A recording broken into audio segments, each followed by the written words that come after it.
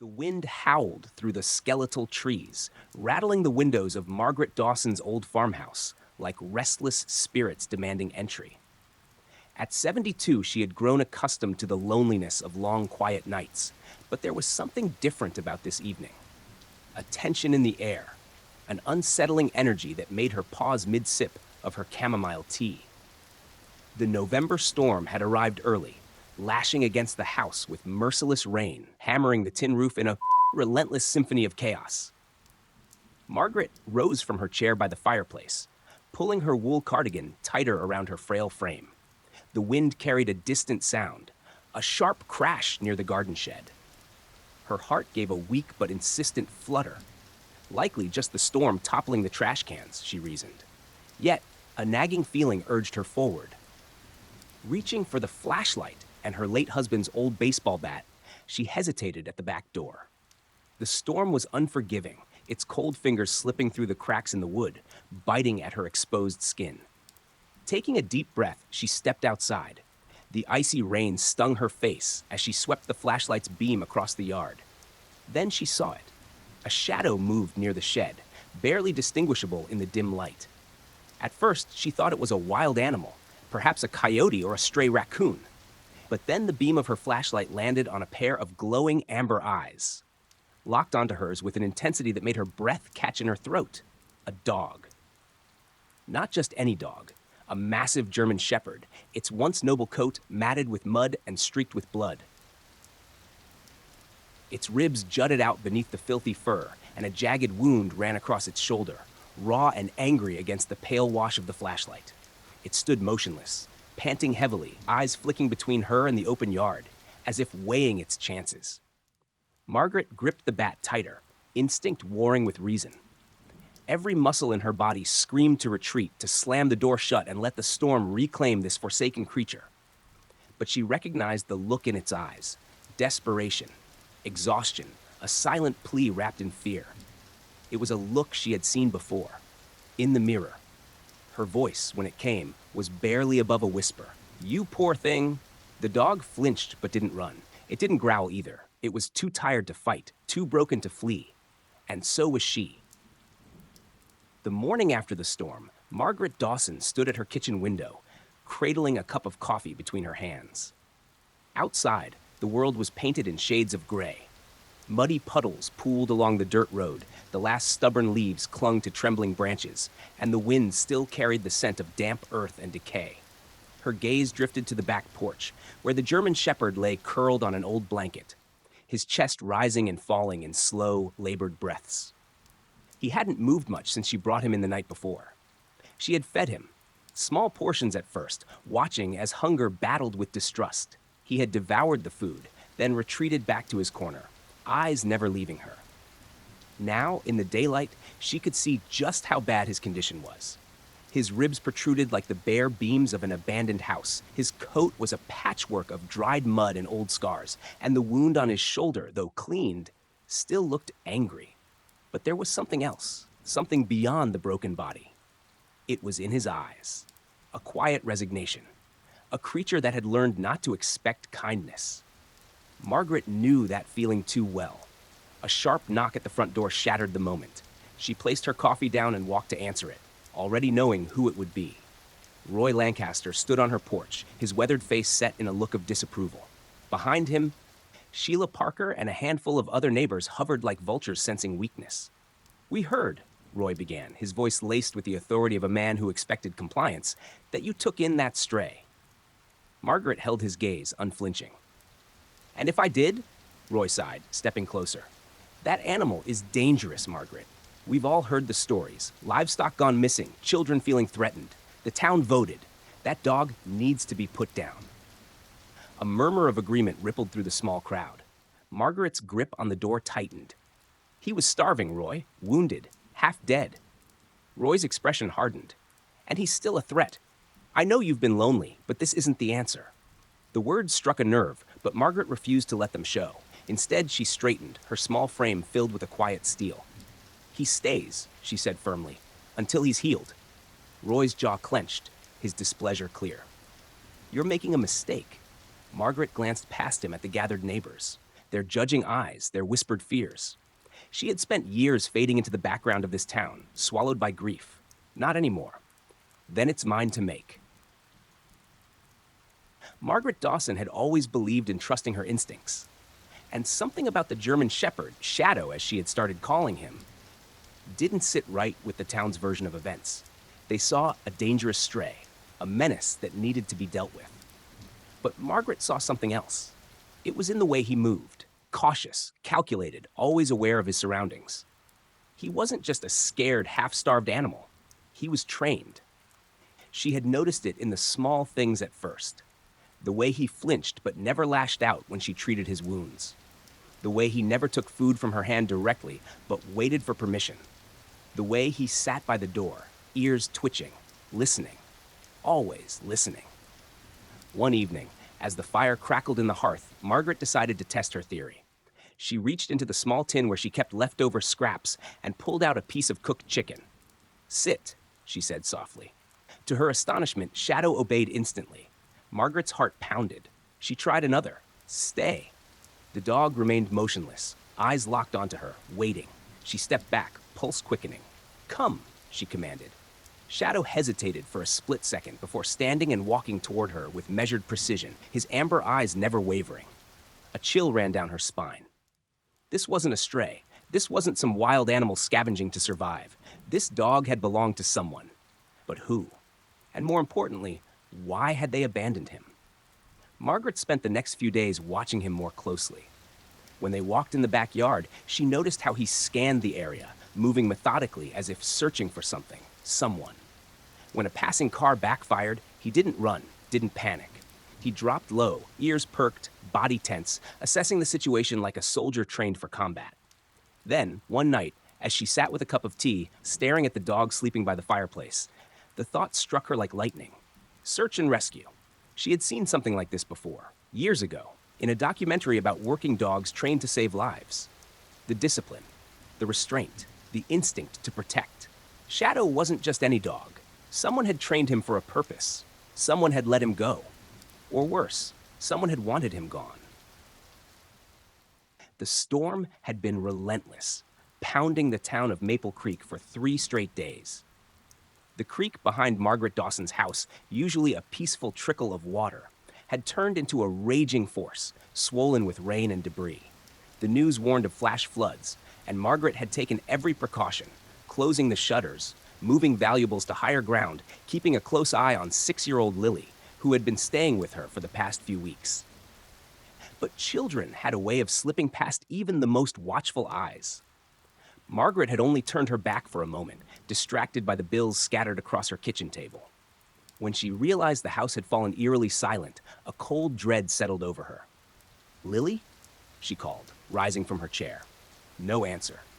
A quick search of the house turned up nothing.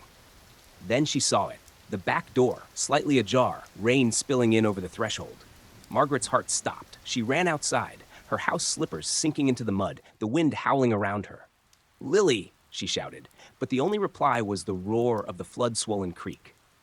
Then, over the storm's fury, a sound sent ice through her veins.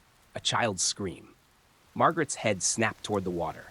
And there, just beyond the bend, was Lily, trapped on a narrow strip of land in the middle of the creek, her tiny arms wrapped around a fallen log, her face pale with terror. Margaret's breath hitched. The water was rising fast. If that log shifted, if she lost her grip, a sharp, metallic snap behind her made her whip around. The chain that had been keeping Shadow secured to the porch lay broken, a deep groove in the mud where he had strained against it. And then he was gone, a blur of black and tan racing toward the water. "Shadow, no!" Margaret cried, but the dog had already leapt. The current hit him hard, dragging him under. But then, like a force of nature, he fought against it, powerful legs cutting through the churning water. His eyes never left Lily, his body angling toward her with unwavering purpose. Lily's fingers began to slip. Margaret's scream was lost in the storm. And then, just as she lost her grip, Shadow reached her. The dog lunged forward, teeth clamping gently onto the fabric of her raincoat, holding her above the water as the current dragged them both downstream. Margaret could do nothing but watch, praying that somehow, some way, Shadow would not let her granddaughter drown. Margaret Dawson ran along the riverbank, her breath coming in ragged gasps as she tried to keep up with the current that was sweeping Shadow and Lily downstream. The rain lashed against her face, mixing with the tears she didn't have time to wipe away. "Hold on, baby. Hold on," she screamed, though she wasn't sure if Lily could hear her over the deafening roar of the water. Shadow swam with unyielding determination, his powerful legs churning against the flood's merciless pull. Lily clung to him, her tiny fingers gripping his fur as he fought to keep her head above water. The river was a monster, swallowing everything in its path, branches, debris, even entire chunks of earth breaking away from the bank. And it wanted Lily. Margaret's heart pounded as she stumbled over the slick ground, mud sucking at her shoes. Up ahead, the river took a sharp bend, where fallen trees and tangled debris had formed a deadly trap. If Shadow and Lily were pulled into it, they'd be caught beneath the wreckage, dragged under with no chance of escape. Margaret could only watch, helpless. Then, something incredible happened. Shadow, as if sensing the danger ahead, shifted his position, angling his body against the current. Every muscle in him strained as he fought the river, pushing toward the far bank. The water battered him, tried to pull him away, but he refused to surrender. Just a little farther. A massive tree trunk surged toward them, caught in the current like a battering ram. Margaret saw it too late. "Shadow, look out!" she screamed. The impact sent a violent spray of water into the air. Shadow vanished beneath the surface, taking Lily with him. Margaret's knees buckled. "No, no, no, please!" Then movement. A few yards ahead, Shadow burst from the water, gasping, Lily still clinging to him. Blood mixed with the rain, streaking his fur where the log had struck him. He was hurt. But he didn't stop. With the last of his strength, he powered through the water, reached the shallows, and dragged Lily onto a narrow strip of muddy shoreline. He collapsed beside her, his chest rising and falling in rapid, painful breaths. Margaret sprinted toward them, dropping to her knees as she pulled Lily into her arms. "Oh, my baby, my sweet girl," she sobbed, pressing frantic kisses against the child's drenched forehead. Then she turned to Shadow. His body trembled with exhaustion, his wound bleeding heavily, but his eyes remained locked onto Lily, making sure she was safe. Margaret placed a shaking hand on his head. "You saved her," she whispered, voice breaking. "You saved my granddaughter." Shadow's tail gave the faintest wag before his body slumped and his eyes fluttered shut. Margaret Dawson barely noticed the rain soaking through her clothes as she cradled Lily against her chest, rocking her gently, whispering reassurances neither of them could quite believe yet. The little girl coughed, her tiny body trembling from cold and fear, but she was alive. Thanks to Shadow. The German shepherd lay motionless beside them, his breath shallow, his fur matted with blood where the log had torn into his shoulder. His eyes fluttered open briefly, and had scanning the area with dazed awareness before settling back on Lily. Even in his weakened state, his first instinct was to protect. A deep voice cut through the downpour. "Margaret!" She looked up sharply. A truck had screeched to a stop near the riverbank, headlights slicing through the mist. A man was running toward her. Roy Lancaster. Margaret felt a surge of anger rise like bile in her throat. Roy, the man who had fought so hard to have Shadow removed, now stood before her, drenched and breathless, his gaze locking onto the scene, the bloodied dog, the child still clutching his fur. "What the hell happened?" Roy demanded, his voice laced with something Margaret couldn't quite place. Shock? Fear? She rose slowly, still shielding Lily, her body trembling from both adrenaline and rage. "What happened?" she spat. "That dog you wanted dead just saved my granddaughter's life." Roy took a step closer, his boots sinking into the mud, his expression unreadable. Then his gaze fell on Shadow, and for the first time since she had known him, Margaret saw something flicker in his eyes. Recognition. Margaret's heart pounded. "You know him, don't you?" Roy hesitated. The muscles in his jaw tensed. His hands curled into fists.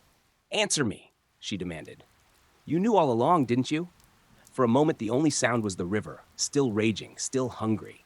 Then, in a voice that barely carried over the storm, Roy whispered a name. "Ranger." Margaret felt the ground shift beneath her. "What did you say?" Roy swallowed hard, finally looking at her. "His name," he said, voice thick with something that might have been regret. "His real name is Ranger, and he was mine." Margaret's breath caught. Her instincts had been right all along. Shadow, Ranger wasn't just any stray, and Roy Lancaster had been hiding the truth. The rain had slowed to a cold drizzle, but Margaret Dawson barely noticed. She stared at Roy Lancaster, waiting for him to say something, anything, to explain why he had kept the truth hidden for so long. The old soldier let out a heavy breath, his shoulders sagging as if crushed beneath a weight he had carried for far too many years. His eyes flickered to the wounded dog lying in the mud, the very creature he had spent months trying to eliminate. "I thought he was dead," Roy murmured, more to himself than to her. Margaret folded her arms tightly, her fury barely contained. "And yet, when he showed up here, you tried to have him killed. Why, Roy? What did you do to him?" Roy flinched as though she had struck him. He ran a hand over his rain-soaked face before exhaling sharply. "2 years ago," he began, voice raw, "we were called in to help during the Cedar Valley flood. A teenager had gone missing, separated from his family. Ranger and I were part of the search team." Margaret held her breath. "We tracked the kid to an abandoned shed," Roy continued, his tone hollow. "Ranger signaled. He was trained to alert when he picked up a strong scent. But I didn't listen. The water was rising. Conditions were getting worse. I thought he was wrong." Margaret felt her stomach twist. "What happened?" Roy swallowed hard. "We moved on. 2 days later, they found the boy's body in that same shed. He'd climbed to the rafters, trying to escape the flood, but the water kept rising." His voice broke, just for a second. "If I'd trusted Ranger, if I had just listened, that kid would still be alive." Margaret's breath hitched. She had expected guilt, maybe even shame, but not this. "I couldn't face him after that," Roy admitted, his gaze locked onto the mud. "Every time I looked at Ranger, I saw my own failure. I told my team he was lost in the flood, but the truth is, I drove him 50 miles away and left him there." Margaret sucked in a sharp breath. "You abandoned him?" Roy nodded, the weight of it pressing into his very being. "I thought I was doing him a favor, giving him a fresh start somewhere. But I was wrong. I was a coward." Margaret turned her gaze to Ranger, the dog who had been discarded, forgotten, left to survive on his own, and felt her rage deepen. Roy hadn't just betrayed a partner. He had betrayed a hero. The days following the flood had passed in a blur of hospital visits, whispered prayers, and restless nights. Margaret Dawson sat in the waiting room, exhaustion etched into every line of her face, clutching a lukewarm cup of coffee she had no intention of drinking. Across from her, Roy Lancaster sat in silence, his hands clasped tightly together, his gaze fixed on the floor. Neither of them had spoken much since that night, but they both knew the weight of the moment was far from over. Lily had pulled through. The doctors assured Margaret that her granddaughter would make a full recovery, though the memory of the flood would linger far longer than the bruises on her small arms. But Ranger, Shadow, as Margaret still thought of him, was another matter. He had lost a dangerous amount of blood. The deep gash in his shoulder, worsened by the strain of the rescue, had required emergency surgery. Even after surviving the flood, the fight for his life wasn't over. Margaret had never been one for praying, but that night, as she sat by Lily's bedside, she found herself whispering silent pleas into the dark. "If you get him through this, I promise I'll never let him be alone again." The next morning, Roy reappeared, holding a folder in his hands. "I've arranged to cover all of Ranger's medical expenses," he said quietly. His voice lacked its usual gruff authority. Instead, it was laced with something Margaret had never expected from him: remorse. She studied him for a long moment. "That's a start," she finally said. And to her surprise, Roy nodded. "I know." When Ranger was finally well enough to leave the veterinary hospital, Margaret had expected him to be cautious, wary. But as soon as he stepped onto solid ground, his tail wagged, weak, but sure. His amber eyes locked onto Lily, who stood waiting with open arms. With a careful nuzzle, he pressed his head into the little girl's chest, as if to say, "I told you I wouldn't let anything happen to you." Margaret turned to Roy. "He still trusts you," she said, watching as Ranger glanced in his direction. Roy let out a heavy sigh. "I don't deserve it." "That's not for you to decide," Margaret replied. And just like that, the weight of the past shifted. Ranger wasn't lost anymore. He was home. As the autumn sun cast golden hues across the fields of Maple Creek, Margaret sat on her porch, watching Ranger stretch lazily under the warmth of the fading light. He was no longer the wary, battered creature she had first found cowering near her shed. His coat shone with health, his body strong again. But more than that, his spirit had healed. It was remarkable how one act of kindness, one decision to defy fear and judgment, had changed so many lives.